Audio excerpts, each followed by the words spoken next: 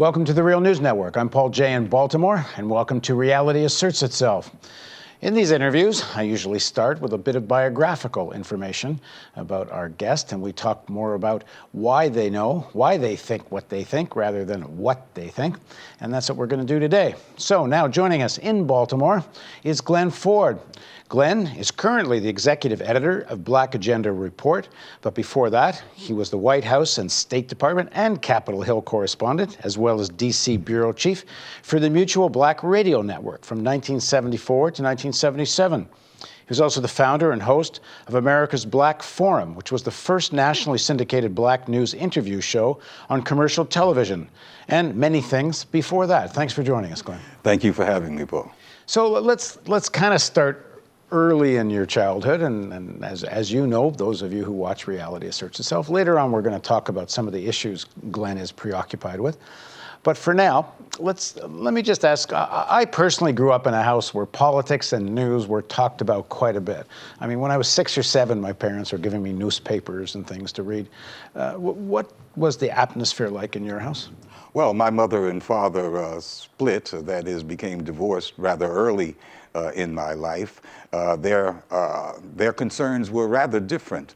My mother was a lifelong activist, and so there were always leaflets and pamphlets and discussions of how to organize people, and little triumphs and little victories, and what she thought were big triumphs and big victories. My father was a disc jockey in New Jersey, and then went back down south where he came from, Georgia, and became the first black man to have a television show in the Deep South, Rockin' with the Deuce in 1958 in Columbus, Georgia. Your mother was white Irish, and your father was a black man from Georgia. Okay. And he wasn't very political? Well, they met in the Communist Party, where my mother had been a young communist, and my father met her at one of the few places where they had interracial gatherings in Jersey City, New Jersey, at a Jewish community center. I believe he drifted into the left-wing politics through his association with her. And then there has been this historical connection between left-wing Jews, black activism, I mean, in the Communist Party for sure, but not only, no? Well, the Communist Party, and I don't know where people get their figures, but it is estimated that in the 30s, the Communist Party was about 20% black. And that really is phenomenal when you understand that most black folks, a majority of black people, lived in the Deep South, where just to be an uppity and engaged black person was to be in danger for your life, and to be a black communist person was to commit suicide.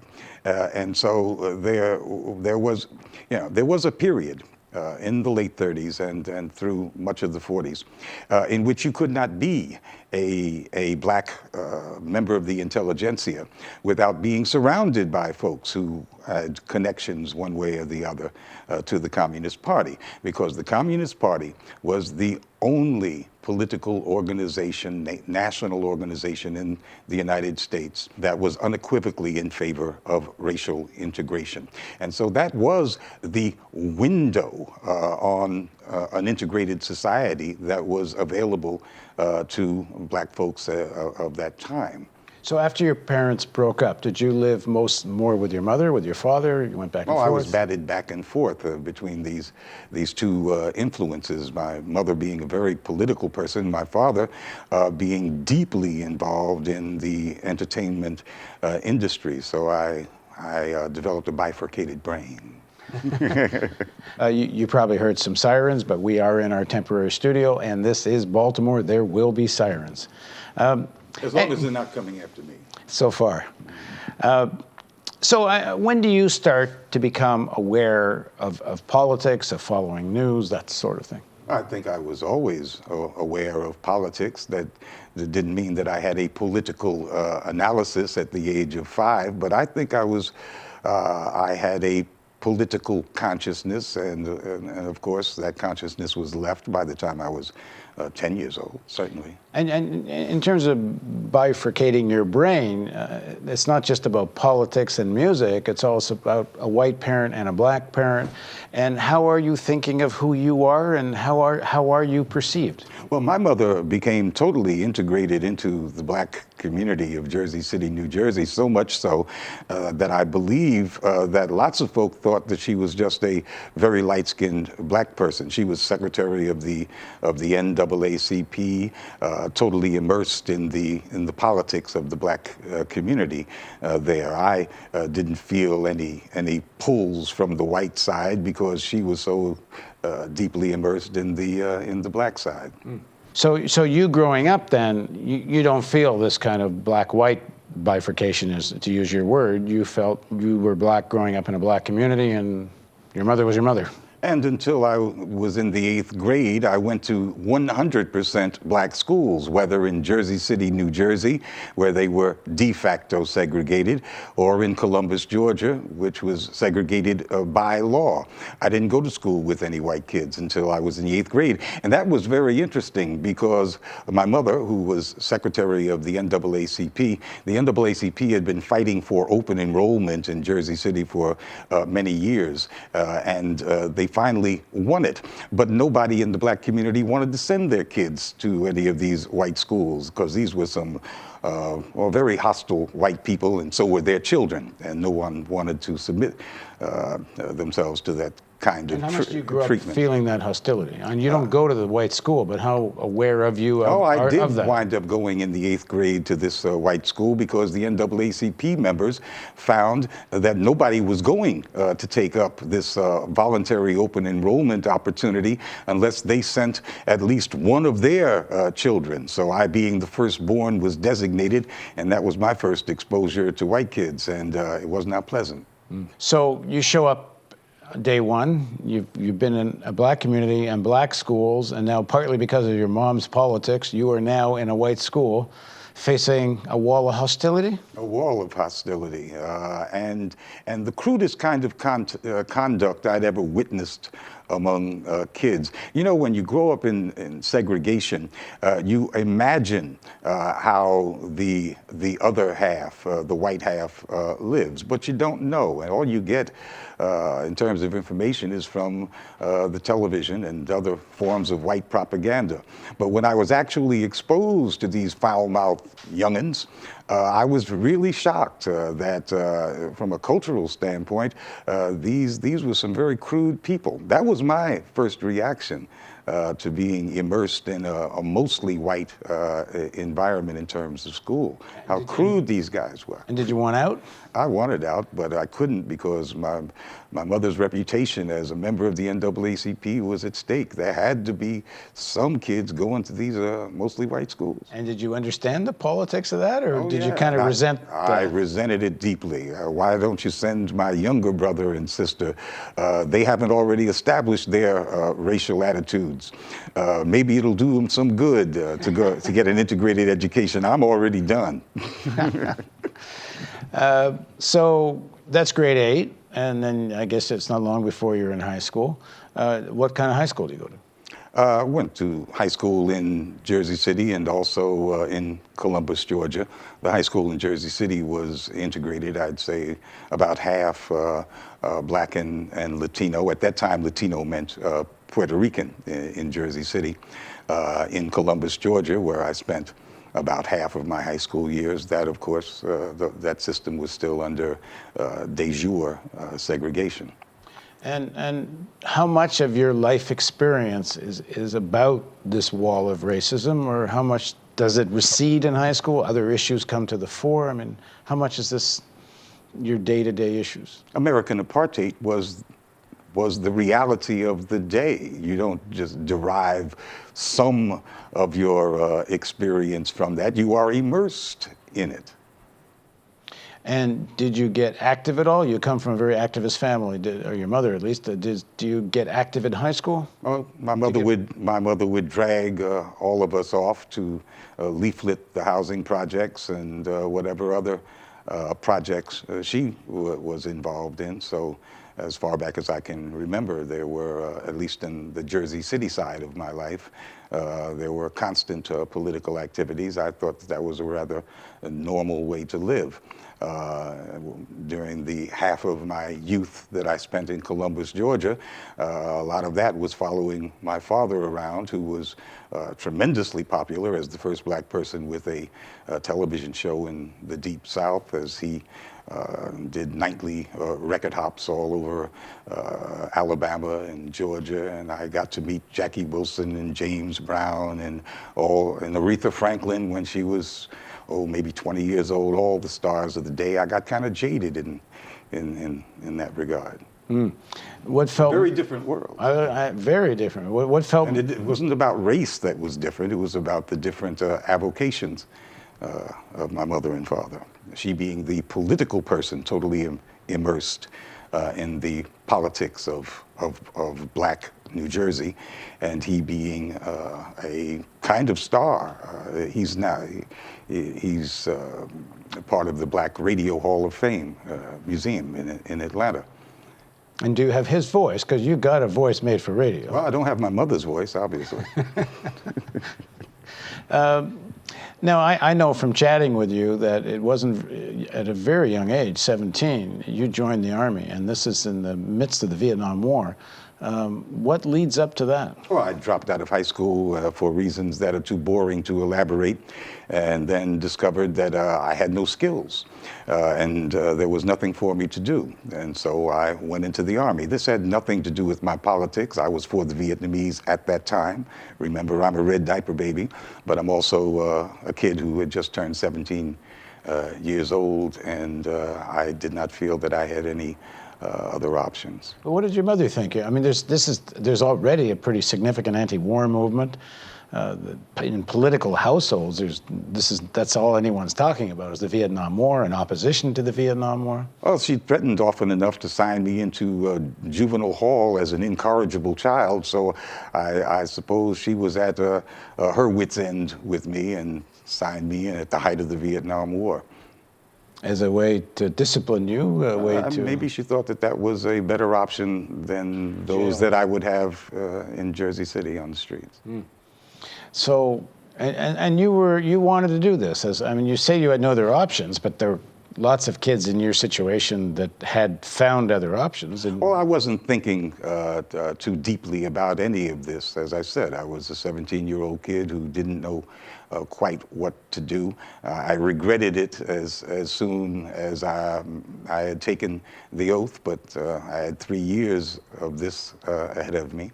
I became a paratrooper so that at least I'd be in a unit that had some esprit de corps, and maybe that would make the time pass more enjoyably. And what, in terms of this organized apartheid and this wall of racism, what was your life like in the Army?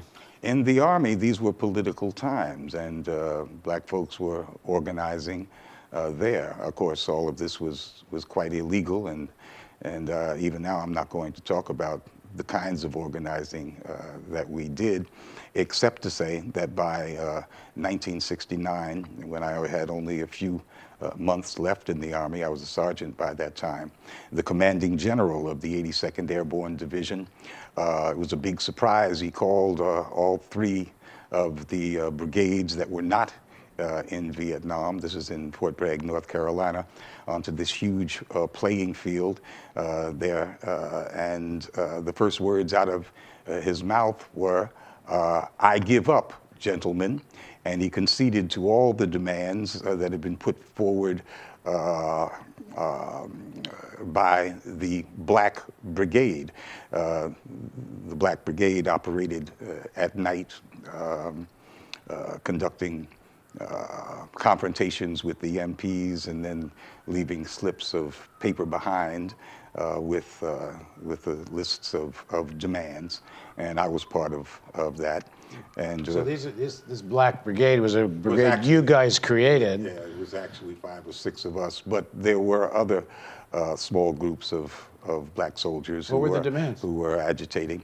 Simple things that seem unimportant from today's perspective, to be able to grow our hair as long as we wanted, to have mustaches and sideburns, but on the more serious side, that there be the chain of command respond to our complaints of racism at the platoon and company level, so that at the battalion level there would be a response and there would be no retaliation from company and platoon sergeants. Now and you officers. joined when you were only 17, so Yeah. that they couldn't send you into combat right away. Not when I was 17. When I got out of jump school, paratrooper school in Fort Benning, Georgia, there were 600 of us in that class. A handful of us were still not yet 18, and of course you can't go into combat until you're 18. And we were sent to Fort Bragg to the 82nd Airborne Division. The rest of the class, all of it, went to the 173rd Airborne Brigade, which was in Vietnam, which promptly charged up Dak To Mountain, which was a VC and North Vietnamese redoubt. And by the time that battle was over, there were PFCs commanding platoons. There were only 2 radio operators left in the whole brigade. And essentially the 173rd was knocked out of the war for the rest of the war. Now, I know from Everybody that I know was wounded or killed. I know from the late 60s, talking to American Army deserters who came to Toronto, where I grew up, especially African-American deserters, the level of political organizing in Vietnam amongst black soldiers, I'm not sure this story has really come out. He talked about how the black soldiers had their own political organization, more or less, within the armed forces, and they were actually having meetings with the North Vietnamese. They were having actually. He told me, I can't verify this, but he told me there was actually instances where black soldiers would make deals not to shoot snipers, and snipers would make deals not to shoot black soldiers.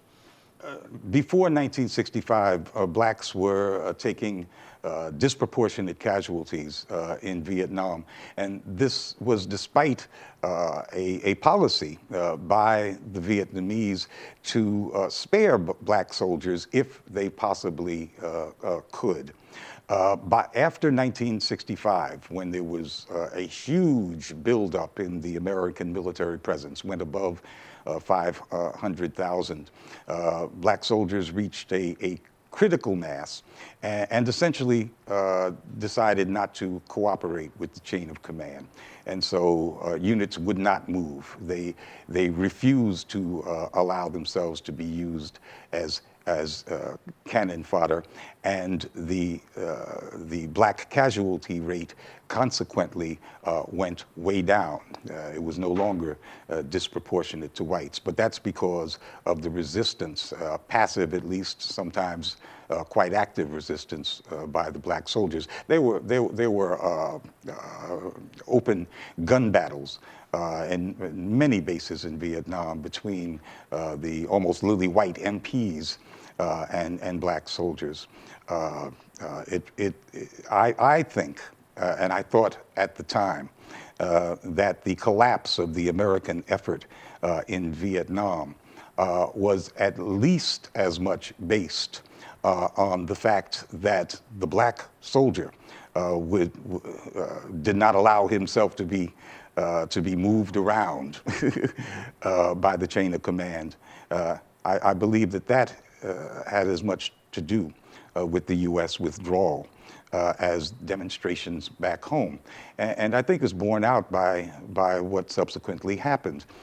It was the Joint Chiefs of Staff, it was the Army brass that was pushing for an all-volunteer army, because Vietnam was a nightmare to them in terms of having this black ghetto army on their hands that they couldn't, that would not listen to them. And we have seen under the volunteer army, I'll give you an example. My unit, the 82nd Airborne, was 60% black at the line level. So was the 173rd. The 101st Airborne was slightly less black. Today, my old unit, the 82nd, is the whitest division in the U.S. Army. Since 1973, with the all-volunteer Army, they have made sure that the line units, the elite units of the U.S. Army, will not have a critical mass of black soldiers who present a wild card to the Pentagon. Okay, in the next segment of our interview, we're going to pick up on Glen's story as he becomes a professional journalist, and a very imaginative and innovative black journalist in Washington. Please join us for the next segment of Reality Asserts Itself with Glen Ford on the Real News Network.